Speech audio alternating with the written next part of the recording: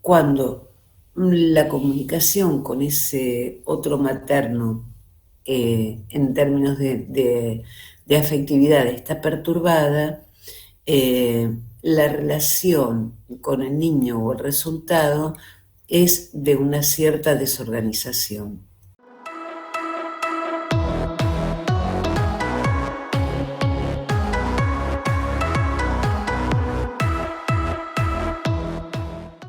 Digamos, cuando hay exposición digamos, al abuso, encontramos en muchos casos lo que se suele conocer como eh, trastorno disociativo o casos borderline, rasgos antisociales. El punto es que cuando la comunicación con ese otro materno, en términos de afectividad, está perturbada, la relación con el niño o el resultado es de una cierta desorganización. También encontramos como consecuencias clínicas. Digamos, yo traté un niño que tenía problemas con el control de esfínteres, tenía en aquel momento 10 años. Bueno, él de hecho no sabía que en su familia había existido el abuso sexual. A mí me consultaron en su momento porque este chico de 10 años no controlaba esfínteres, es decir, la madre la madre no sabía que le estaba pasando por este problema. Un día se asoma por la ventanita del baño y ve un calzoncillo de él tirado, este, digamos, en el patio de la planta baja del edificio. Ellos estaban en un departamento más alto. Bueno, va a hablar con el portero y con el encargado. Y el encargado del edificio le dice, así que estos calzoncillos son de su hijo. Bueno, espere que le doy todos los que tiró, todos los que tengo acá. Es decir, el chico cada vez que, eh, entre comillas, se manchaba el calzoncillo, en lugar de lavarlo o en lugar de ponerlo para lavar, él lo que hacía era tirarlo por la ventana. Bueno, el hecho es que el abuelo paterno había cometido abuso de un familiar y esto suele ser un rasgo muy común. Decir, cuando hay problemas de control de esfínteres anal, principalmente anal, suelen encontrarse algunas cuestiones en relación al abuso. No puedo decir en todos, porque si no termina siendo una psicopatología o un universo de discurso que no es la idea. Bueno, del hecho es que él no sabía, lo único que sabía es que cada vez que iba a visitar al abuelo paterno, tenía que hacerlo acompañado por el padre, porque la madre no permitía que fuera solo. De hecho, vivía a la vuelta de su casa, en la misma manzana, digamos. Sin embargo, el inconsciente es un saber no sabido. Hay algo que va pasando de una generación a otra y hay algo que en algún momento se detiene y hace síntoma en una de las generaciones.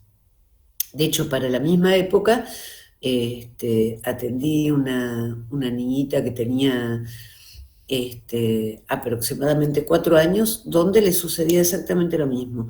El abuelo, bueno, en este caso también paterno, había sido abusado y momentos antes de morir se lo dijo al padre y le dijo inclusive por quién fue abusado. Bueno, este, el papá simplemente se lo comunicó a su esposa, la mamá de mi paciente, es decir, mi pacientita nunca estuvo enterada de esto. Y sin embargo, el síntoma de ella era hacer caca y después dejar la mancha en la bombacha. O a veces, como en el caso del otro nene también, aguantar, hasta que al final ya no llegaban al baño, se terminaban manchando, claramente porque, bueno, era demasiado digamos, el goce que estaba ahí en juego, demasiado lo retenido. En el libro La perversión, vengarse para vivir o para sobrevivir, el autor dice, luego les digo el nombre del autor, es un libro que está en francés. El placer es una satisfacción real, pasajera, limitada, un descenso de la tensión deseante. El goce es otra cosa, él corresponde a una excitación intensa. Freud señala que desde que una experiencia, el goce, él suscita un automatismo de repetición. Se está preparando ahora para hacer no importa qué y mismo a colocar nuestra vida en peligro para volver a encontrar las sensaciones correspondientes, tanto como ellas son excitantes. Ese funcionamiento paradojal es fuente de muchos de nuestros síntomas patológicos. El goce se sitúa en el campo del otro, y que él supone que infrinja o transgreda una prohibición. Se conoce toda la reacción de niños turbulentos cuando uno de sus compañeros cometen una infracción y se hacen agarrar. Ellos le enseñan su dedo y ellos se derrumban de risa. Ellos son tocados en lo más profundo de ellos mismos y aprovechan, por otro lado, más libremente del goce que el espectáculo despierta cuando ellos no están directamente concernidos. Dice el autor, resumiré dentro de los términos siguientes. El agresor ha actuado, procedido de esta manera incomprensible, transformando al niño en objeto sexual, en objeto que se puede maltratar o matar a la merced, porque él ha sufrido tratamientos análogos dentro de la infancia, y él no ha encontrado el medio más eficaz para liberarse, sino de infligir en su viaje al prójimo. El autor insiste, pensando de nuevo en el proceso del otro primordial. Dice, tenemos allí, en el centro del dispositivo, una mujer agresora, manipuladora, que ha conseguido arrastrar la mayor parte de sus interlocutores dentro de lo peor. Después de haber violado sus propios niños, ella ha invocado también una infancia con problemas. Ahora, de hecho, ella toma venganza ciegamente u obcecadamente sobre ellos y sobre las personas que la frecuentan, confundiendo o mezclando las cartas de tal manera que el juicio volvió posible. En cuanto al asesinato de niños, es un tema que ha sido estudiado muchas veces dentro de la literatura psicoanalítica de la filiación lacaniana. Notablemente, dice el autor, Leclerc, dentro de su libro On Dieu un enfant, y Rosolato, dentro del libro El sacrificio, el primero ve una manera de destruir al niño maravilloso, narcisista, eso que se ha sido. El segundo autor, un equivalente inverso a la muerte del padre, tal como lo concibe Freud dentro de Tótem y Tabú. Es dentro de estas condiciones que él pone o suelta las bases de una dialéctica de venganza y de venganza, o peor, que se inscribe en lo más profundo de sí. Le bastará que él se vuelva a encontrar en ese momento crucial para para que los procesos de venganza vuelvan o regresen a la superficie. Él reconstituye ahora la situación de seducción a su provecho o beneficio, de manera brutal, cegado o deslumbrado, para intentar restablecer o volver a poner en marcha en camino dentro de la realidad. Si él llega a matar, no es solamente porque él ve en el niño que él seduce el doble idealizado o un sustituto inverso o invertido del padre, según las teorías de Leclerc o Rossolato. Es sobre todo porque el niño que él inconscientemente eligió encarna eso que él ha sido y que se ha dejado sin reacción posible. Él se agarra a un sujeto que es a la vez sujeto de seducción y seductor. Es ese doble potencializado que ha sido dejado por cuenta en él en el momento de la separación y que él destruye o elimina, suprime en la persona del otro como se lo ha destruido a él. Laios considera como el primer pedófilo, dentro del contexto que el autor evoca al comienzo, y a él también, cuando él era niño, que fue separado brutalmente de los suyos y enviado en exilio después de la muerte de su padre. Él suprime o mata eso que lo estimula dentro de la esperanza o la promesa de liberarse de una vez por todas. Se tiene una ilustración penetrante o embargante con el mito de Medea.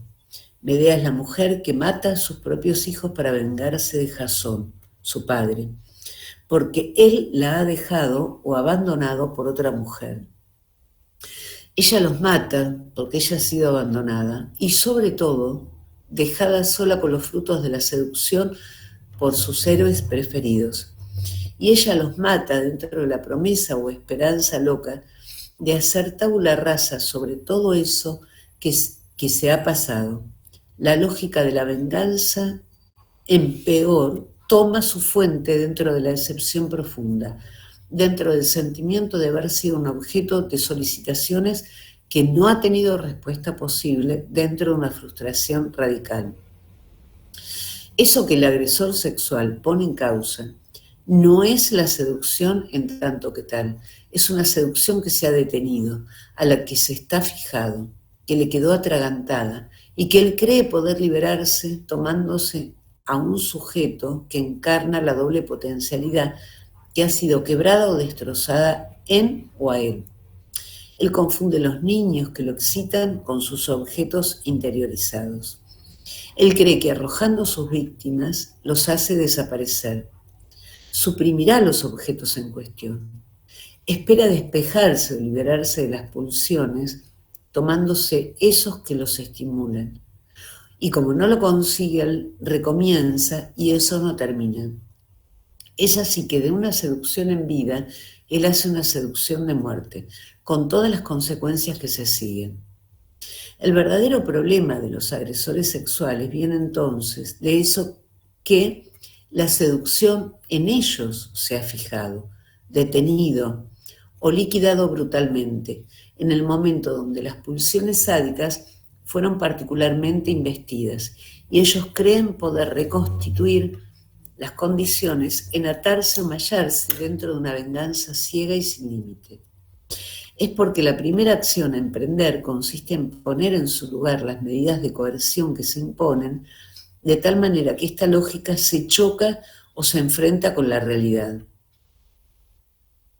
Se puede bloquear o congelar la lógica de la venganza, pero siempre es ella subyacente, preparada para resurgir de un modo u otro.